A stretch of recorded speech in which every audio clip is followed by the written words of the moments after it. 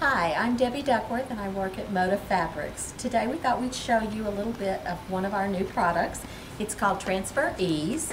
It's really great if you love doing embroidery because it makes it easier to transfer everything. I don't know if you're like I am, I hate transferring the pictures. So therefore I look at a lot of patterns and then I don't want to do them because I don't want to transfer it. This product is wonderful. It's sold in sheets. You take the picture that you're going to want to embroider and you run it through a copy machine. Then you take it and you peel it off. It has a slight stickiness to the back. This fabric that I'm using for the base is one of the Moda linens. And you take it and you just smooth it on the linen and then you're ready. All you have to do now is take your thread, your needle, and you can embroider to your heart's content. And so this quilt that you have here, what is that? This one was a buttermilk basin quilt. It's I used the linens from Moda. The sashings are made from the cotton sateens from Moda. That 8th bundle, I believe is what that was. And this is an essential dot. And all I did was use Aurifil 12-weight thread and an embroidery needle. And then you don't even have to put this in a hoop. The only thing you do need to remember is that when you are doing the embroidery, be sure and pull your stitches a little bit tighter than you normally would. Otherwise, when you take this and put it in the water to dissolve it, it might have a little bit of a loose stitch. But when you're through with all the embroidery, you take it, you put it in just cool or warm water, let it soak for about 10 minutes, and then rinse it out and let it dry and iron it. And this is what you end up with. All of your embroidery is already on there, and you didn't have to use a light table or transfer it with the old-timey wheel and paper. You just stick it on. Ooh, you're showing your age on that one. Oh, I am. How about those other, what are those other patterns that you have laying out there? These are some beautiful Crabapple Hill patterns, and I know you're a big fan of Crabapple Hill. I am a big fan. I think her patterns are beautiful. I normally would buy them and own them, but I probably wouldn't get them done because I don't like transferring patterns. So this way you just run it through and you can make all sorts of things. You could do this quilt that they had with the French General fabrics. You can also use the patterns from Buttermilk Basin. Has some that make precious little tea towels for your bathroom for Halloween. Great, thank you. Thank you. I'm going to show you the mini wedge ruler. And I hope you can edit this out because I can't pronounce the name of it. Doheny? Doheny? Yes, yes. Thank you. Doheny wedge ruler. I'm sure you're not the first. She'll understand. There are several different sizes. This is the little mini wedge. It comes in 3 pieces and a jelly roll. We have a jelly roll. So you're going to put this down with the tip on the end and just carefully cut across there.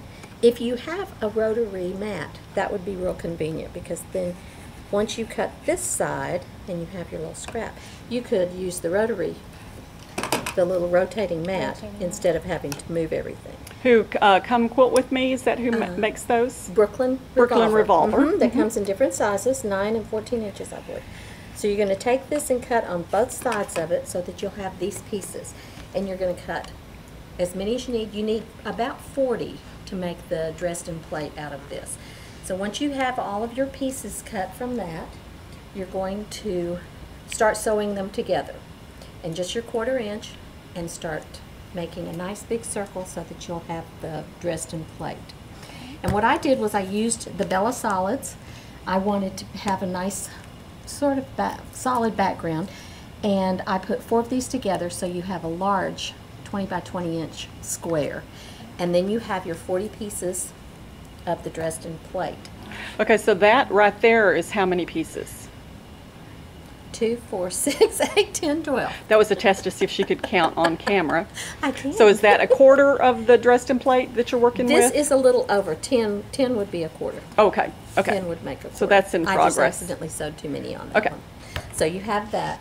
Then if you put them all together and you sew 4 of these together and make your base, then you're going to put the Dresden plate down on your big square, center it, and I went ahead and basted around both the inside and the outside, and then I hand appliqued around the edge, then I went back and whip stitched the inside of the Dresden plate down so it wouldn't move. So you'll have the base for your Dresden plate. Then you take another piece of your layer cakes and you use the Olfa circle cutter. And it's a 6.5-inch circle that fits in the middle of this Dresden plate. So you can, Will you put the block back over there in the middle? so you can Thank cut you. your circle. And then for fun, I wanted to add a little bit of interest to the middle of it, so I used the Moda Crazy Cut patterns and I copied them onto the Transfer Ease fabric. And I transferred it and then I just laid it on here as we showed a minute ago in the other one. It sticks to the fabric. I used coordinate thread on this one, number 601, and did the embroidery, and then you rinse it and the paper comes off. So what's your plan now that you have, I mean, that one square could be a pillow or all kinds of things, but I see looks like you've started another block. I intend for this to be a very large quilt. I'm going to put together, I believe, I'm going to aim for 12 blocks and then make it to go in one of my bedrooms at home. But I love the red work. I love the colors of this new Minnick & Simpson fabric. And I thought it would be fun to have a Dresden plate. Makes me think of my grandmother. Oh, fantastic. So, and then you have all of these little pieces left. And me and Eleanor Burns. This time I'm going to show Sarah how to make a zipper pin.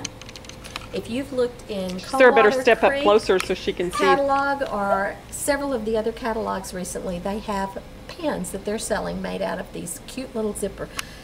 They're not real zippers, they're partial zippers. They come on long rolls. So what you do is you take it and you fold it and make a loop. Then you turn it and you make another loop. And you keep doing that.